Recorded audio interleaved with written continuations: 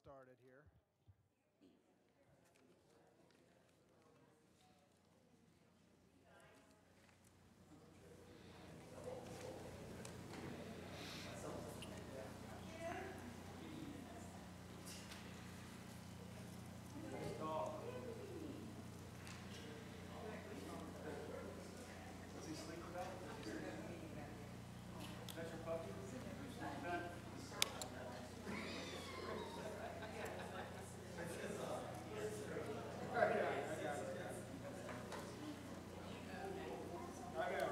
All right, I've got 7 o'clock. Let's go ahead and stand real quick and give a quick pledge of allegiance.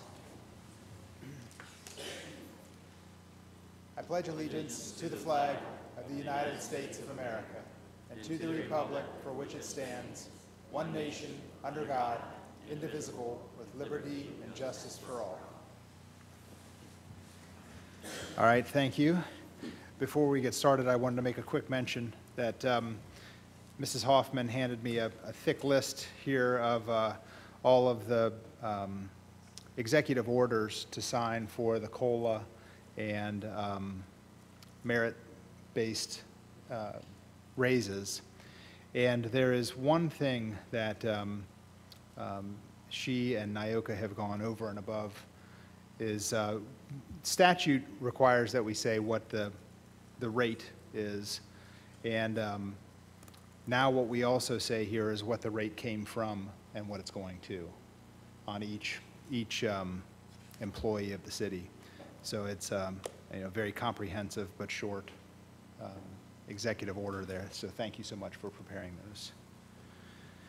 First item on the agenda for this evening, the council committee meeting, September 18th, 2018. Is the St. Henry bond request. I know this has Mr. Nicely's name next to it because he had motioned that we discuss it this evening. But I would like to ask Elizabeth Younger, I see her in the crowd, to step up to the podium and I guess first turn it over to council and see if there are any specific questions regarding the bond, this bond for the St. Henry addition to the high school. Any questions offhand? Okay, so I had the opportunity today to sit in a KLC training. Nothing more exciting than an insurance company talking about bond issues. But we spent about an hour talking about this specific type of bond from the KBDC, the Kentucky Building and Development Bond Development Corporation. Corporation. Yes. Okay, thank you. So this was formed back in 2014. They've done 17 projects totaling about $350 million that's been issued in bonds to date. It requires the government to support the projects without requiring us, the municipality, without requiring us to be the issuer. The issuer is actually the KBDC. We retain our bank status, and we have no commitment, That's correct. no financial commitment regarding this bond. There's some of the brief. I'd say that was my hour boiled down here. Yeah. Mrs. Younger, is there anything that you would like to add? Just as I mentioned at the last meeting, this is a Covington Diocese project for an expansion at St. Henry. And essentially what they're asking is to borrow your bank qualification, which is the $10 million issuance amount that you have per year to borrow tax exempt. Seeing as you all do not have current plans to issue bonds in the amount of $10 million, the diocese and KBDC saw you as a good partner to be able to sponsor this project because it is in your jurisdiction. So again, it's not, you are not the issuer of the bonds, it's simply borrowing your bank qualification, yeah. Good. And just as a clarification, it does have an Erlanger address, but it is actually outside of the It is city of in Boone, Erlanger. it is Yeah. in the unincorporated Boone County, Yeah, yes. yeah. Mhm, But we that's would be the correct. closest Right, but- sponsoring. Yes, as Municipality. a affiliate of KLC, they prefer to, of course, work with cities versus Yeah, the counties, yeah. so that's why they're approaching you. Elizabeth, I just have a couple questions. Sure. Some of these questions, I think, came up at our last council meeting. Okay. I know that some of the council are concerned about the separation of church and state, and if you could just sort of tell council other municipalities that have done bonding for the diocese or other Sure. religious organizations. Yeah, let's see, Newport, Park Hills, Fort Thomas, the city of Paris, they've all participated in helping to sponsor projects for the diocese in the past.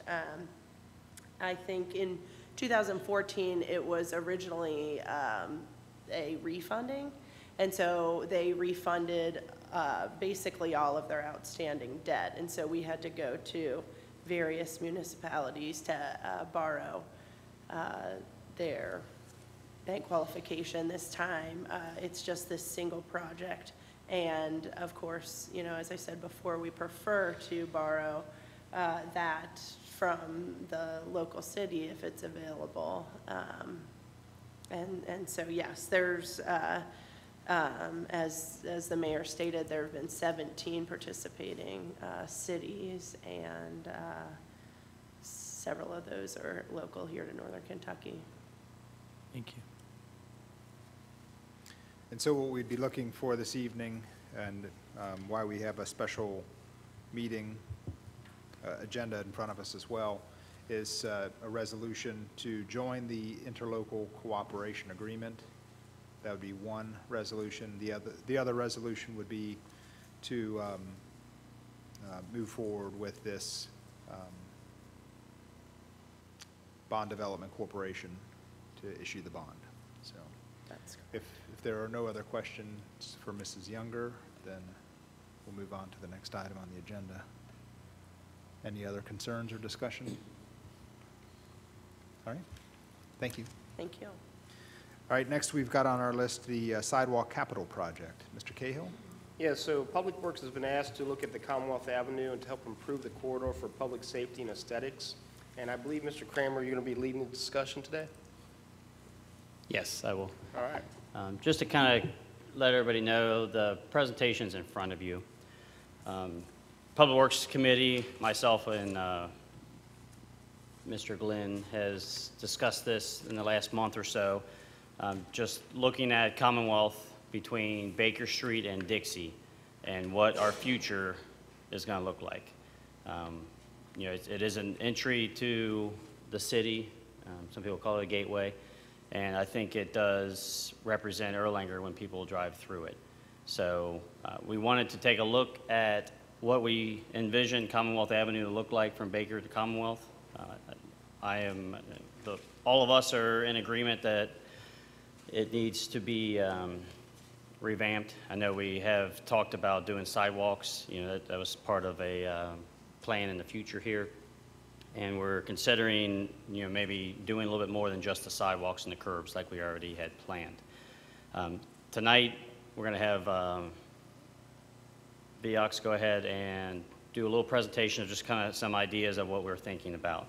The only thing I kind of want to ask tonight is if everybody was okay for us to kind of look into this and really get a plan for the future. Not necessarily that we're going to implement it all right now. It's a plan that we can take away or add to depending on what our revenue is looking like in the future.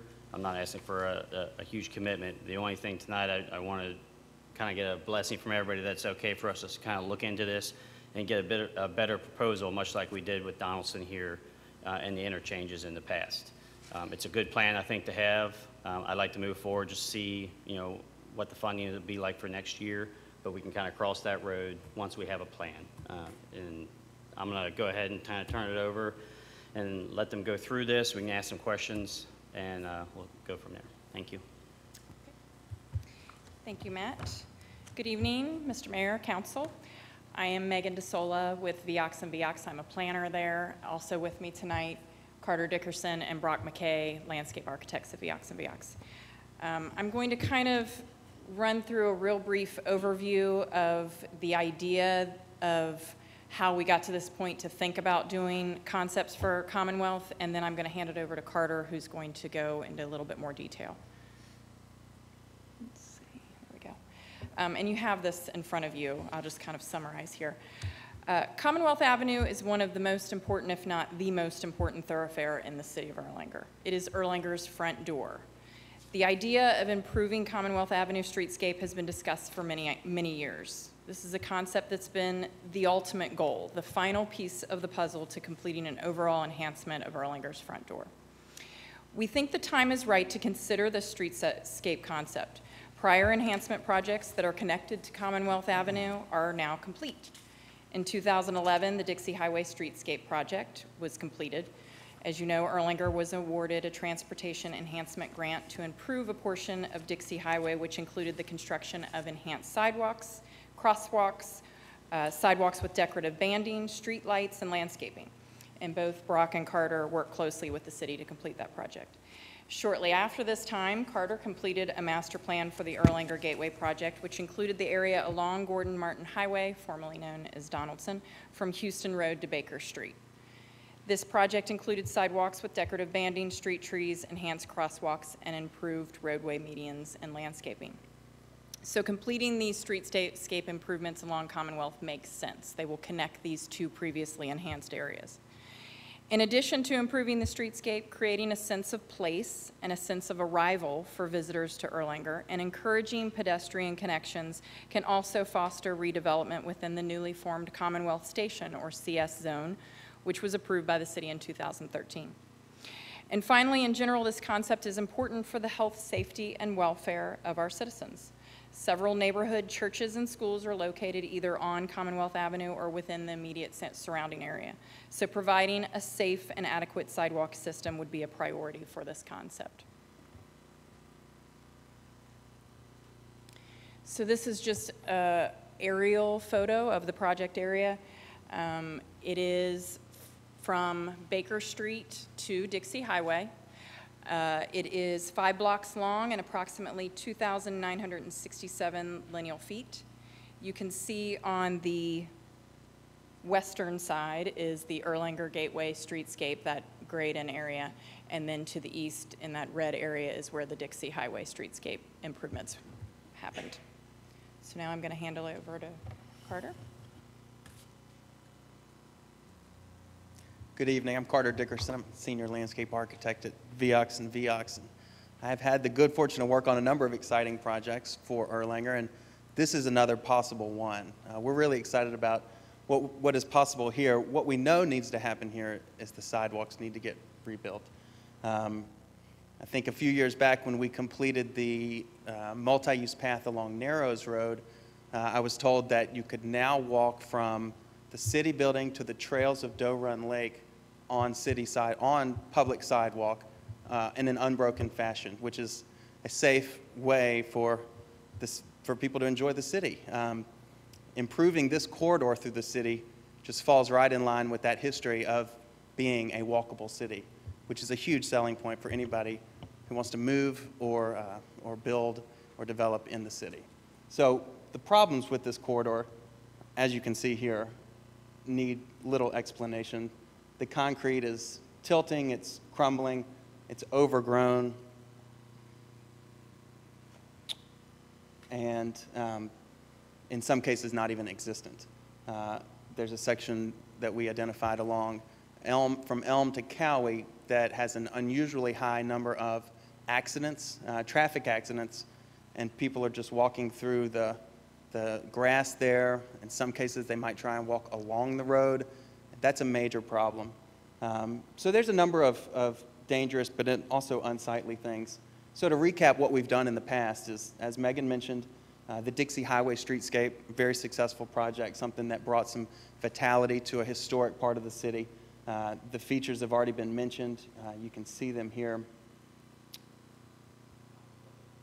Oh, okay. And then if you'll go on, Matt, this is a before and after. And we do a lot of Photoshop exhibits that are where we envision what it might look, but this is the real deal. This does happen to be on the Ellesmere side, but this is the project. This is the Dixie Highway streetscape. And what we did is we brought in the accent paving, the new concrete, a little bit of landscaping, and this was phase one of this. You can't see the decorative street lamps, but they are a part of this project, and they also bring a lot of ambiance, and we hope they help to distract you from all of the telephone poles and wires along that corridor. But it's also a phase that's coming to the Gateway streetscape out here along Gordon Martin, and I know Matthew is talking with Duke now about what it might take to get those in. That would essentially be phase 4 of the Gateway streetscape. So another before-after, you can see it gives it some character. It makes it a place to be, and that's what we want to continue to do. This is on the Erlanger side. Unfortunately, it's a little dirty because they replaced a telephone pole, and when we took this, they hadn't tidied it up yet. But you can see the difference here. That's the decorative street lamp.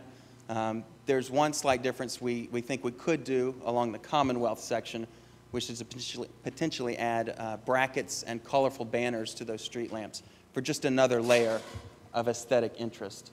This is the overall master plan for the Gateway streetscape, as you know. Street trees were a major feature here. You can really tell where the healthy soil is out there because some are half the size of the other ones. We'll deal with that, but in addition to that, we brought in the brick stamp to give it a sense of unity. People now realize when they see that they're in Erlanger. As I mentioned, the street lamps are coming. There are maybe 1 or 2 other phases where we bring in benches. And we were going to put in a very nice bus shelter right out here, but Tank decided to change the route, so we're going to repurpose that for another city project. There are some photos, and this is actually a blow-up of the west side, no, the east side, I'm sorry, of that project. And I wanted to highlight this because that project ends at Baker Street, which is where we hope to begin a new streetscape section. And I'll also point out that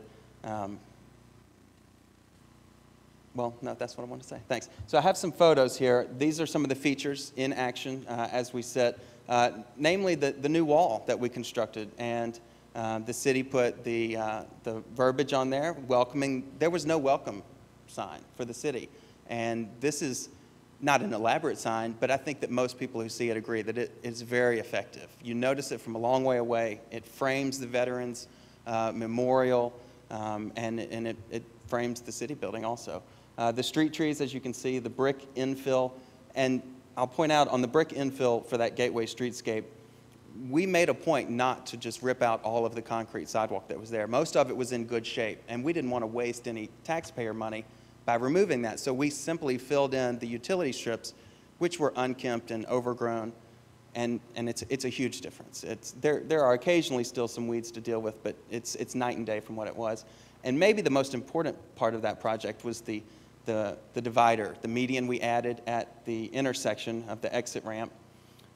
As you are well aware, people blow through that all the time. It's very dangerous. I think that we have made a good impact. Some people still blow through there, but safety was a major part of that project, and the aesthetics came with it. So moving on, this is only a concept. This is just an idea that we've been talking about for years, and we were able to pull together quickly because of our history working on these streetscapes for the city. And so this involves also bringing in the brick stamp behind the curb. Well, it involves new curbs, then a brick stamp that's 24 inches wide, and then a 5-foot wide concrete sidewalk, regular concrete. We would have to replace driveway aprons as part of it. There are many trees on Commonwealth because there are old houses there, but there are places that we can bring in new trees. We realize that there's a power line problem, so we are proposing small trees, probably serviceberry type. Moving on, Matt, you can just see it extends all the way to Hulbert. We want to restripe those crosswalks. We did that here at Baker and at Houston and on the 2 interstate ramps. And when we brought in that heavier duty thermoplastic ladder-style crosswalk, our intention was to raise the visibility for pedestrians. And as a result, Duke came in or KYTC came in and replaced the call signals, the push buttons, and we have nice new ones. In some cases, there were none, and so I don't think that we need to bring in new push-button call signals, but certainly the striping is part of this project. It continues at Cowie and then on to Elm. In this section of the concept, you can see that there's no, well, you know that there's no sidewalk from Elm Street to Cowie, where there are sidewalks, and so people walk through the grass. We would like to take the opportunity, if we can, it makes all the sense in the world, to add a sidewalk there and make it double featured. You'll also see that these symbols that are 80 feet apart are new street lamps. And then you can see the street trees as they're proposed there. Matt, moving on. This is the block with the church. Just like we did in the Dixie Highway Streetscape, one idea to improve the aesthetics and really kind of place make was to put brick aprons, essentially, in the concrete at landmark buildings. So we did it at Mary Lou, and we did it at just a number of places. And so we would like to make that a part of this concept as well. So you first see them here at the church, and then there are decorative aprons that we use on wider, high-traffic curb cuts. Those are also an effort to help bring more visibility, to let motorists know that there could be a potential pedestrian conflict there and slow down, as well as to bring in the aesthetic impact. And so like I said, we do Photoshop from time to time. These are Photoshops. These were done relatively quickly, but I think they tell the story of what it could look like. Matt? This is the Elm Street corner where we would like to add sidewalk. You can see it's ready for it, and it would make a nice impact. This is the church. That's that decorative apron I was talking about. This is a high-traffic curb cut. And then continuing on past Linneman. So when we talk about how we can break apart this project, we know some things have to happen out there. I mean, the sidewalks need to be rebuilt, and the curbs at the same time. But, Matt, on the next slide, we break down how that could be separated, and you can see that when you're already out there, to make a little bit more of an investment and complete a project that's been decades in the making, it makes a lot of sense. So if you have any questions, Matt, the next slide is back to the vicinity map that kind of shows the full project area. And then that might be helpful for people to ask questions. But we're here for any questions you have. Thank you. Any questions offhand? Just to summarize real quick, we've already looked at replacing the sidewalk from Baker to Dixie. At some point here in the near future, we're going to need to do that along with the curbs. And that's the top number there. That did include adding from Elm Street to Cowie. I was out here, I run on Commonwealth a couple times a week, and that area would be very easy to add the sidewalk. From Cowie to Baker on the north side, it would be very challenging. But up until this point, it would be very easy to do that when we're already there replacing sidewalks. So that was kind of our recommendation if we were already going to be there to go ahead and do it. Because when you get to Elm Street, you can cross over to Elm Street, and then you're kind of stuck in this little island there, and you're forced to cross into Commonwealth. In addition to that, the full streetscape concept, the second part, is what the additional stamping, lights, banners. One of the ideas was to start utilizing banners throughout the city on Dixie in addition to Commonwealth once we start off on Commonwealth. Things that we can do for seasonal and other city events, just so when people are driving down Commonwealth, they know they're in Erlanger, in addition to possibly some other signs in the future. But so that's just the overall concept. Again, just wanted to see if anybody has any questions about it, if everybody thinks it's a good idea to at least get a good analysis of it, a good draw up of what we're looking to in the future. Next, once we start talking about budget for 2020, then we'll kind of discuss what we can do now, if it's something we do next budget year, or if we even wait. The other topic that was brought up is OKI does have this stretch of Commonwealth from Baker to Dixie in their, is it medium? They call it medium priority, where they want to make it a 5-lane.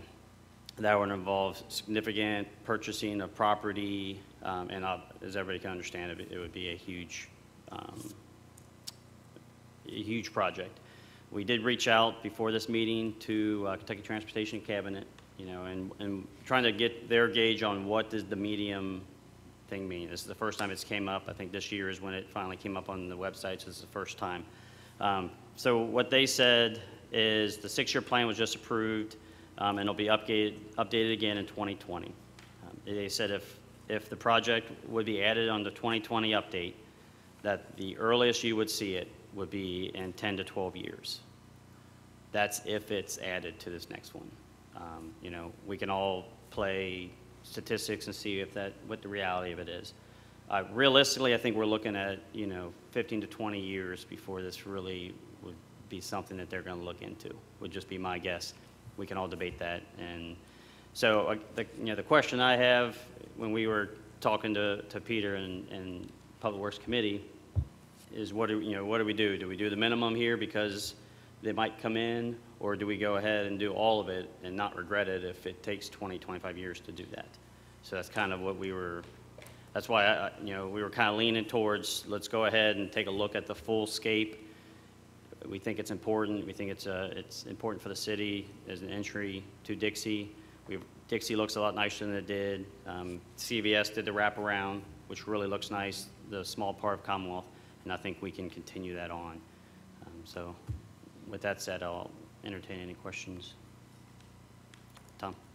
Carter, I got questions. Tell me about the stamp-colored concrete and longevity and upkeep of that, because I know we've tried that in the past and we've had some issues on Dixie, so is it better? Yeah, technique matters and concrete makeup matters, and sometimes you get a bad batch. We had a bad batch. It was aggregate problem, and it was going on all over the place. It happened at Silver Lake as well. And so we had some popping happen in some of the Dixie sections of the stamped concrete. The contractors fixed it, most of it, and we would hold that to them on any future stamping and coloring of concrete.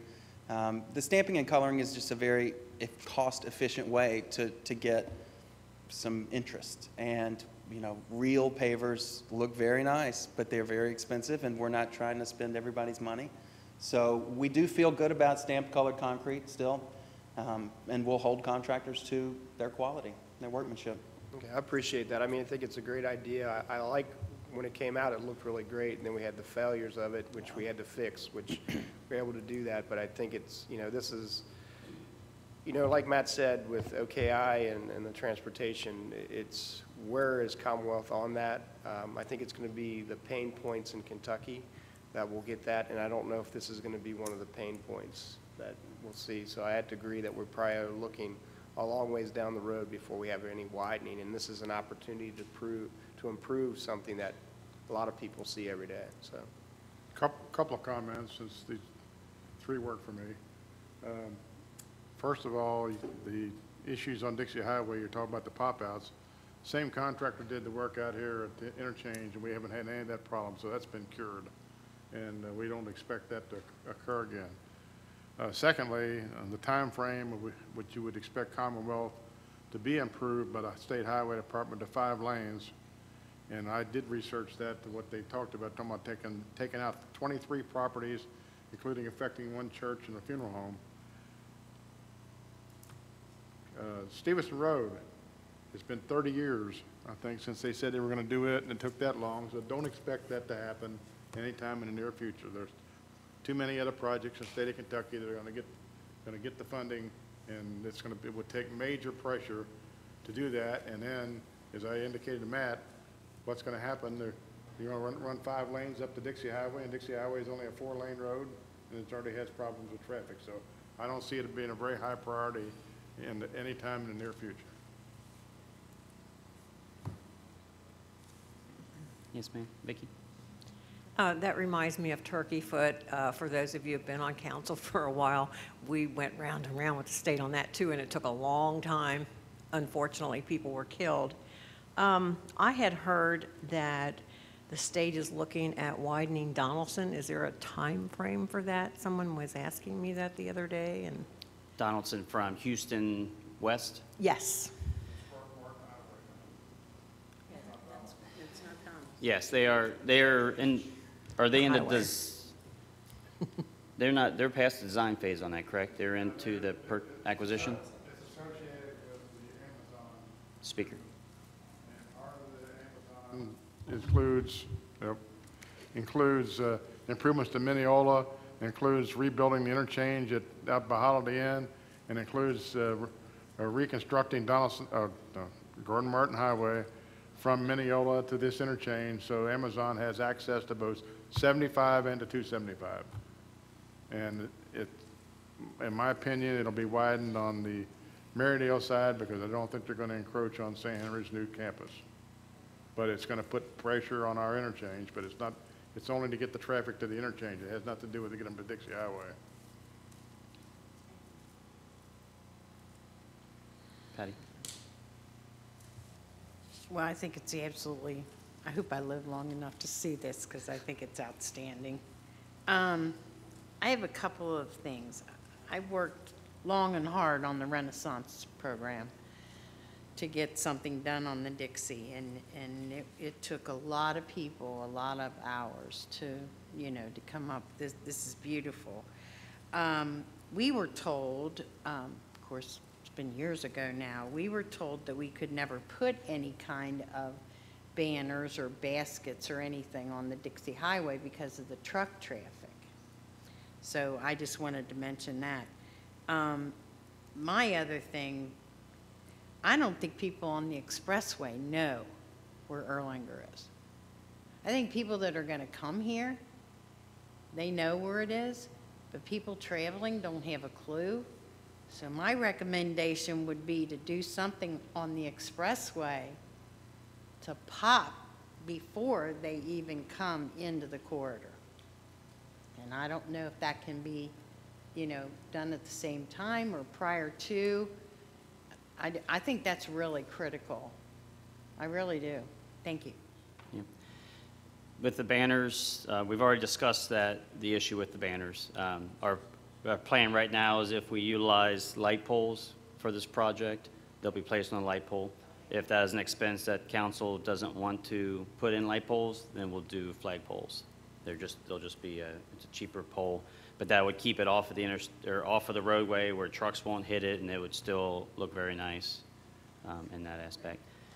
We are talking about interstate signs. I've been talking to Jim here for about 9 months of it, trying to put signs over bridges, and from what I hear, Florence just cracked that nut, and they're going to be getting something. So that's it's also in our thought process, but we got to do one project at a time. So. I had a few items. One thing I saw, I think the very last rendering in front of the funeral home, it looks like there's stone on the front of the concrete wall. Is that something that would be Correct. incorporated into the costs? Yes, that was incorporated in the cost, correct? Or did we leave that out? That's right. The situation there would be dependent on the private property owner allowing us to do that. And secondly, we had reservations about providing out one property line, so we're more inclined to deal with it with landscaping, even though it shows up as a part of that rendering. Because we have a similar problem. The biggest problem is not there. The biggest problem is the corner of Hulbert Avenue. Yeah, that's exactly And where I we was need going. to do something about that, and we're going to come up with an idea, but we haven't come into that yet. But we feel like there's sufficient money in these estimates we've got there to deal with both of those issues. Okay, that's where I was going with it. Thank you. Yeah, Mr. Viox? We're definitely going to, a That part of has this to be project done. has to be addressed. This has to be addressed at some level. Yeah. So, Something else that, I don't know if it would make sense or not, but, one of the nice things at the corner where CVS is the park bench, and I realize that's at a bus stop, but I do think it'd be nice if we could incorporate a spot or two where someone could sit or rest or whatever. So we discussed putting that at the corner, right here, at the corner of Elm. This area here is owned by the church, and we discussed putting some sort of park bench just for a resting area, and seeing if they would allow us to do a little bit more landscape there that they'd be willing to take care of and make sure it's watered. I think what the mayor's talking about is the current bus stop is there, that bench. That's being addressed. Yeah, So also, we've already planned to have 2 additional boulevard lights in that CVS, that the city's obligated to put in. oh, okay. No, I knew that there wasn't one there. I thought that had gotten hit by a car or something. And that's why I wasn't there, It's but, on the wall right there. yeah. Yeah, that's come up before. Someone else has asked about that. I thought I saw it in here. Did I see something about trash cans too? Yeah, it includes trash cans. Good. benches. Okay, okay, I see it now, okay. So, I think those would be good things to add. I think, I love the plan, you know, having it on the radar. There's no better way to get to a destination than to have a map. And, you know, this starts to provide an excellent map. A couple other questions. I had heard rumors in the past that the planting pits that were along Dixie Highway were hard to maintain because of all the salt from the street. Is there any truth to that? Between the salt and the heat from the roadway and the cars Yeah. is what Peter had brought up. I can speak to that a little bit. We did have issues with some of the behind-the-curb planter pits that we've created on the Dixie Highway streetscape. Some of them were beyond our control, such as salt and water. The way that the water lies in some of those gutters just inundate, when the tires would splash, it would just inundate them. And so we decided to fill those in, actually. We are not proposing that as part of this project. Oh, okay. That's, the tree planting and landscaping items on the budget are not behind the curb. They're behind the sidewalks. Okay. So better protected, not just spinning our wheels anymore. Okay, great, thank you. But at the interchange work, there has been discussion about adding some additional color there by having some plantings around the trees out there because of the lack of color, so that's in the work. Good. And then the street lamps that go in, does that become a city-maintained item? Do we maintain those? They're owned by Duke. They are owned by Duke. They construct the collaborative. Okay, okay, good.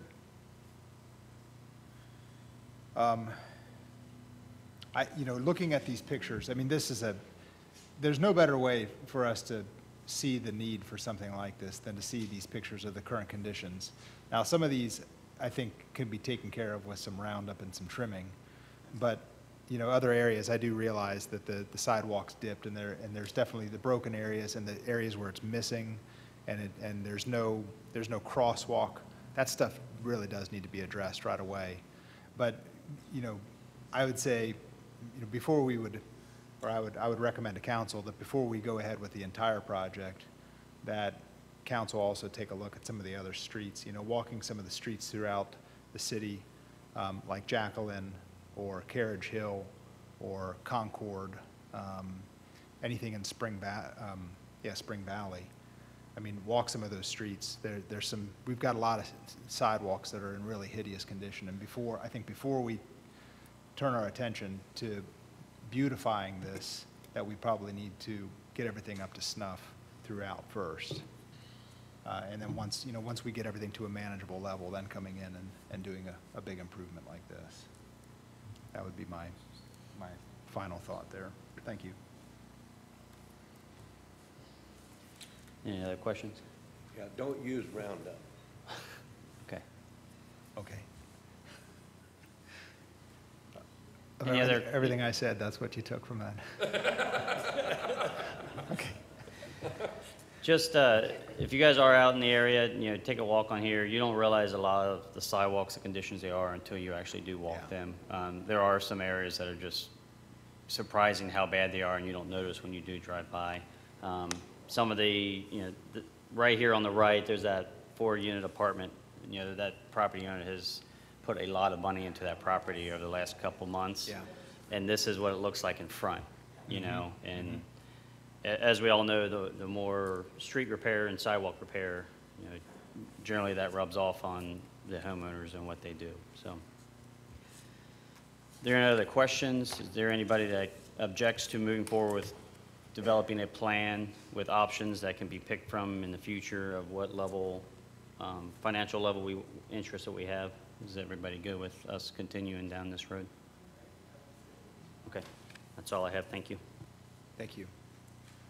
Wonderful presentation. Thank you so much. All right, then the next item on the agenda is trees. Mrs. Kyle?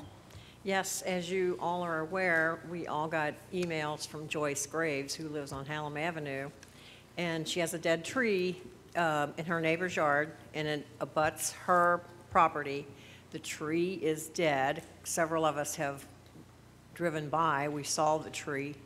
Of course, we're not arborists. We can't declare the tree dead. But anyway, the danger is she has some small grandnieces and nephews, and she said during the storm, one of those limbs came down on her fence. So the question is, what can we as a city do about this? And I had spoken to Matt Kramer, and he checked with other cities and, you know, checked to see if they had ordinances or what resources we'd have available. Unfortunately, I don't think we have a whole lot, but I'll let Matt fill you in on what he discovered. I did look at probably about 8 other cities here in northern Kentucky. None of them had any ordinances that would allow them to go onto private property, have an arborist declare a tree dead, and then force the homeowner to remove it. They all the cities said that it was a civil issue. I think we had 3 that said that if it was a tree that affected the right-of-way, that they did have an ordinance to cover that. But other than that, they all agreed that it was civil in nature, and for them it would remain that way. So again, there would be a lot of cost and time from staff to entertain all the complaints if we would get into that level. And then in addition to that, we would have to have an arborist come out, and I'm sure there's some other legal issues of going on to private property that we would have to tackle. That's something I can research if there's interest to the council, but before I put that much time into it, I wanted to get everyone's feel before we put effort into doing that. Patty? Yeah, that happened at my house. My neighbor behind me who faces Commonwealth, her tree fell on my kid's tree house and crushed it to the ground. And then about 5 or 6 years later, another tree of hers, or his, whoever they are, fell down and hit the trampoline. I had to pay for all that. Yeah.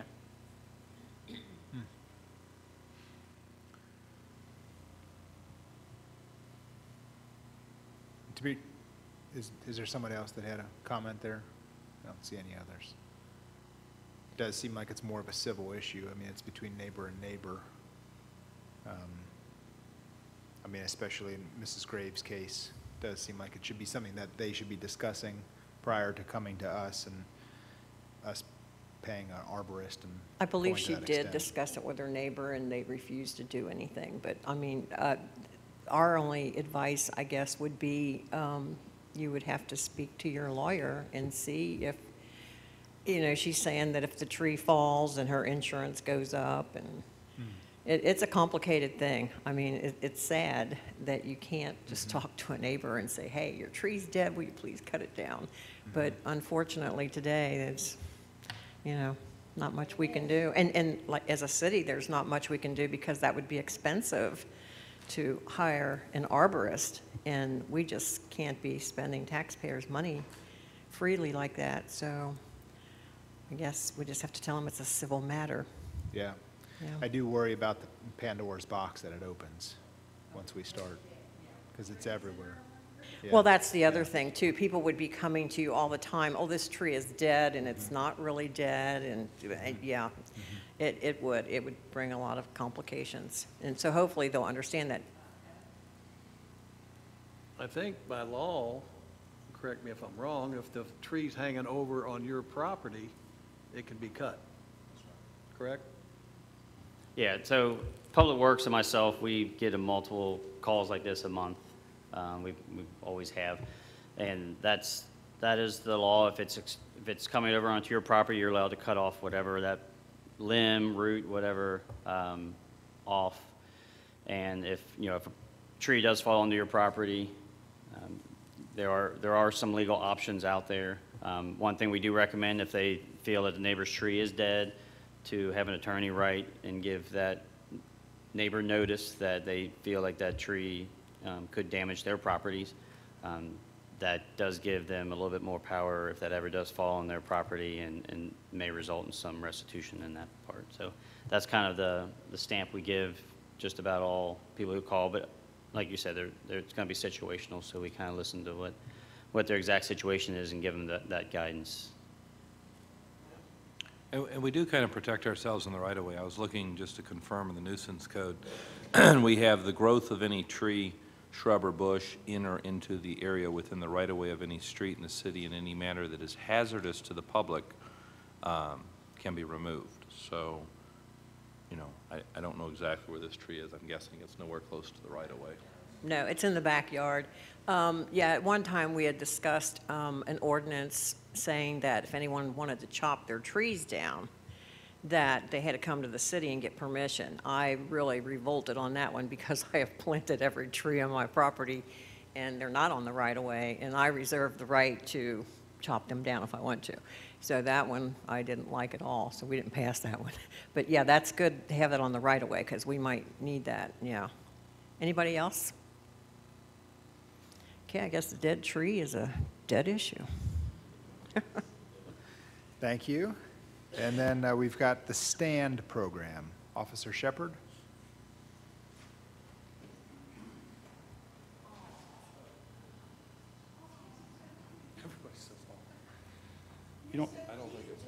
You don't have to say all to me.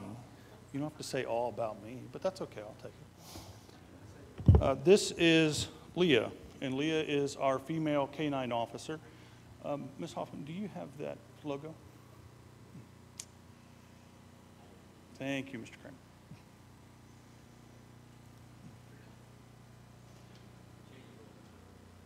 That's okay.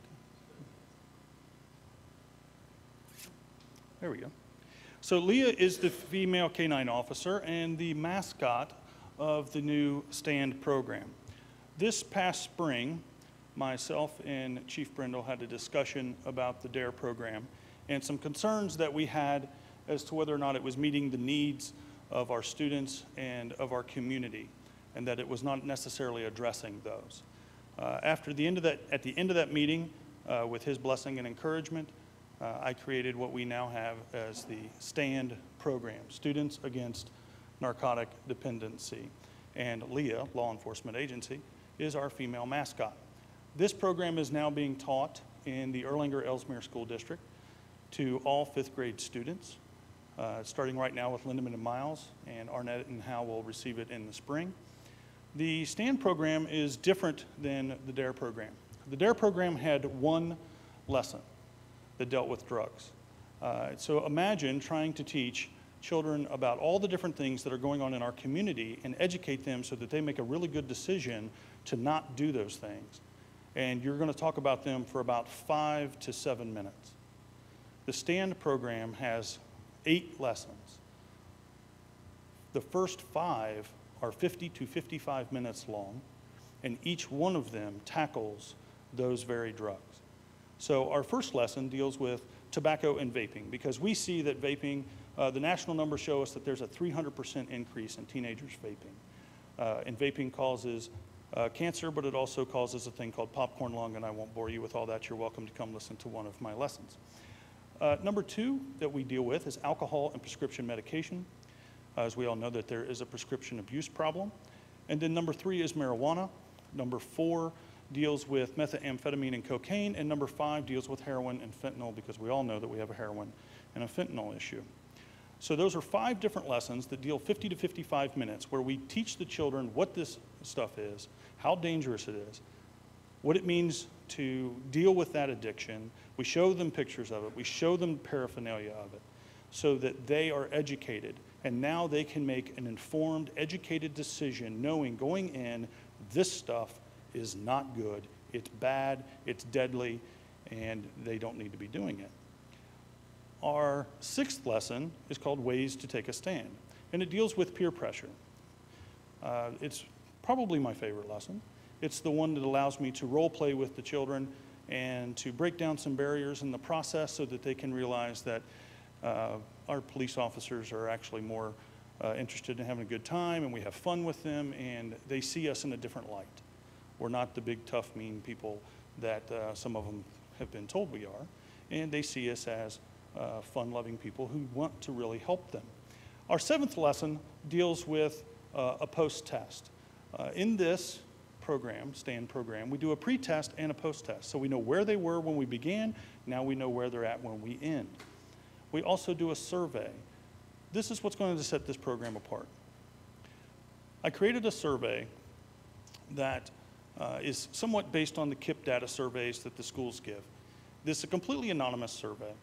The children would take this in lesson 7. It gives us a baseline. It lets us know what they think today. We also give that to the 6th graders who took the DARE program, and it gives us an idea what they think. Now I can do 7 years of surveys tracking all of that, completely anonymous. We have no idea because of FERPA laws. We don't want to have anything with their names on it. But 7 years of tracking data. 1, that helps us with grants. But 2, it also shows us where we see a dip in attitudes. So if I think that 7th graders are where they actually have a dip in attitude, but the surveys show me that 8th grade is, now I can do, similar to a vaccination, I can do a booster lesson in the 8th grade and start teaching in the 8th grade a booster lesson to get them back on track and to get them back and reminding and remembering what we taught them in the STAND program. And we can compare the 2 and run them through, like I said, for 7 years all the way through graduation. The last lesson is the essay lesson. And you all have been privy to our essay lessons and our essay winners coming in. Things are going to be a little bit different. This essay is going to be a persuasive letter, a letter of encouragement, an essay of encouragement. I have reached out to the Grateful Life Center, and those essays signed with only the first letter of the first initial of their names, because we do want to keep the anonymity of the children. But all of those letters will be a persuasive letter called What I Learned in STAND and How It Can Help You, to encourage the residents of the Grateful Life Center to continue the fight to break addiction and to continue working towards overcoming that addiction. The kids are very excited about that. The teachers are very excited about that. Grateful Life Center is very excited. And we will be delivering those letters hopefully the early part of December. This is the STAND program. Students Against Narcotic Dependency. A beautiful logo that was originally sketched out by Sean Sims and brought to life by Laura Clark, who is Michael Clark's wife, oddly enough, our K-9 officer. And they have done a phenomenal job.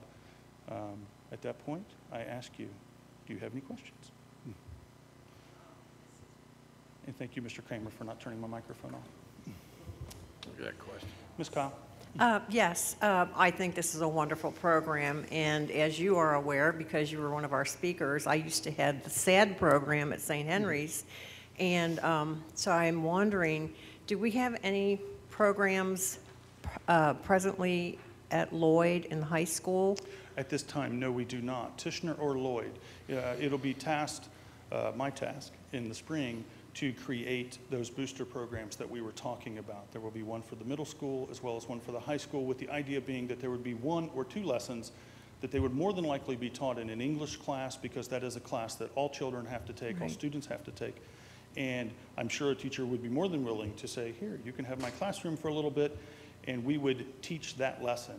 But again, we need to know where to teach that lesson. Do we teach it in the 6th grade? Do we teach it in the 7th?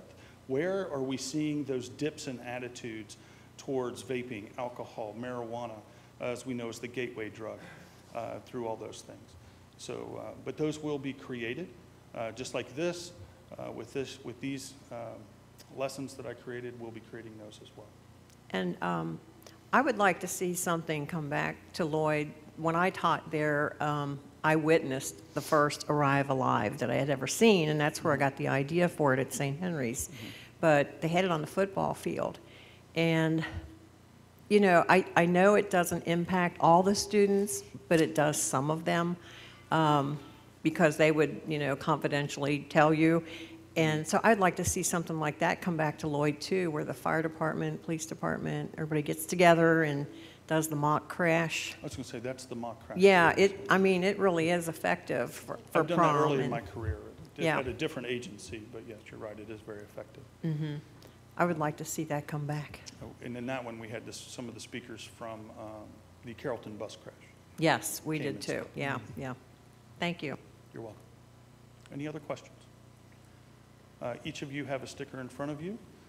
Again, if you see Laura Clark or Sean Sims, please take the opportunity to congratulate them on a wonderful logo that they created. And if you have any questions about the STAND program, I'd just like to take the opportunity to thank Chief Brindle and Assistant Chief Rader for supporting me and encouraging in this program. It was something I was very passionate about and a great challenge for my career and something I'm glad we created. So, thank you.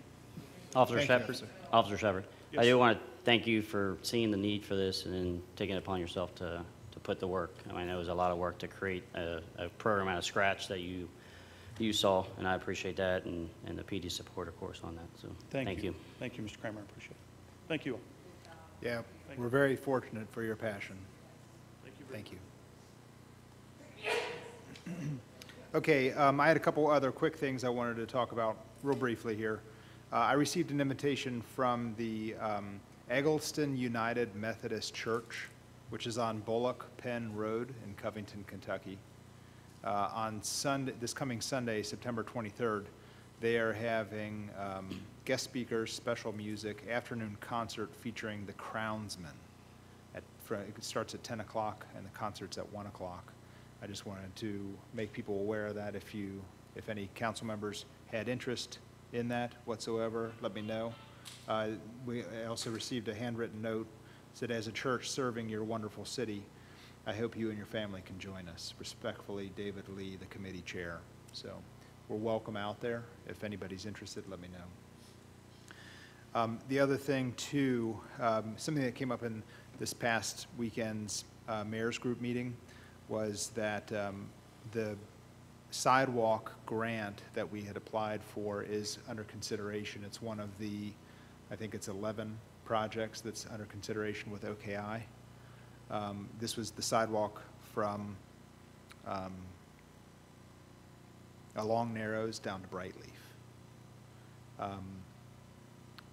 And I wanted to kind of open it up to Mr. Cahill as well, being our representative from OKI.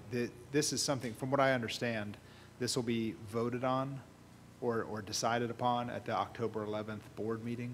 It will be, yes. Is So- it something, would it behoove us to show up and to try to coax people to vote for the Erlanger I think it actually project? would help to do that before the meeting. The meeting is kind of very large. There's probably 60 to 70 representatives from the region. So the executive team usually makes those recommendations, and that's who you need to really target. Okay. So, and that meeting will be coming up here. Actually, no, they canceled the September executive committee meeting. So. Okay. Do you think you may be able to share the email addresses with us, that maybe each one of our council members could Sure. write a note and ask that they please consider our project? I'll get that. I think this will be the third year that we've tried for it. We haven't gotten in the past. It would be nice to be able to add that one to the projects in the upcoming year. Thank you, Mr. Cahill. All right. That's all I had. If there's nothing else, then I would entertain a motion that we adjourn. Motion by Mr. Nicely, second by Mrs. Kyle. Any discussion? All in favor say aye. Aye. Meeting adjourned.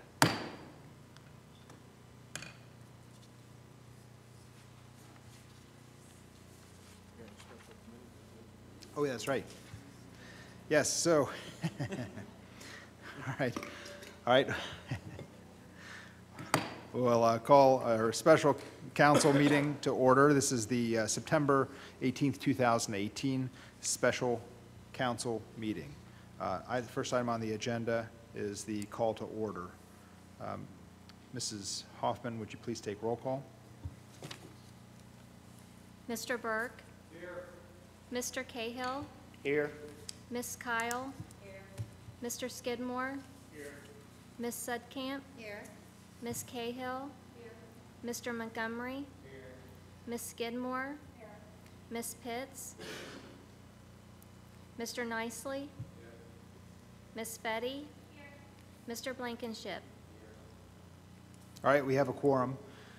Then the first item on the agenda is under legislation. It's a resolution regarding the St. Henry bond. This is a resolution of the City of Erlanger, Kentucky, approving an interlocal cooperation agreement between the City of Erlanger, Kentucky, and other parties thereto regarding the Kentucky Bond Development Corporation. For some reason, the City of Erlanger had not yet been a part of the Kentucky Bond Development Corporation. This is attached to the resolution is the interlocal agreement, which would include Erlanger and have Erlanger join that Kentucky Bond Corporation in our local agreement. All right, do we have a motion to adopt or to accept this resolution as written? Motion by Mrs. Kyle, second by Mrs. Fetty. Any discussion?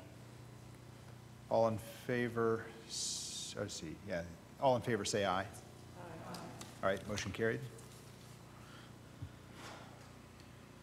And then the next is another resolution regarding the St. Henry bond agreement. This is a resolution of the City of Erlanger authorizing and requesting that the Kentucky Bond Development Corporation issue bonds in one or more series payable solely from revenues to be derived from a loan agreement with the Roman Catholic Diocese of Covington to finance the costs of the acquisition, construction, installation, and equipping of educational facilities for use by the Roman Catholic Diocese of Covington and its affiliated organizations. By summary, the City of Erlanger would be the conduit for $4,616,000 of bonds in various series that would be run through the Kentucky Bond Development Corporation. All right, do we have a motion to adopt? Motion by Mrs. Kyle, second by Mrs. Fetty. Any discussion? All in favor say aye. Aye. Motion carried. All right, we have no other items on the agenda. Entertain a motion that we adjourn. Motion by Mrs. Kyle, second by Mrs. Fetty. Guys, keep raising your hands over there. Any discussion? All in favor say aye. Did we do that? Yeah, okay.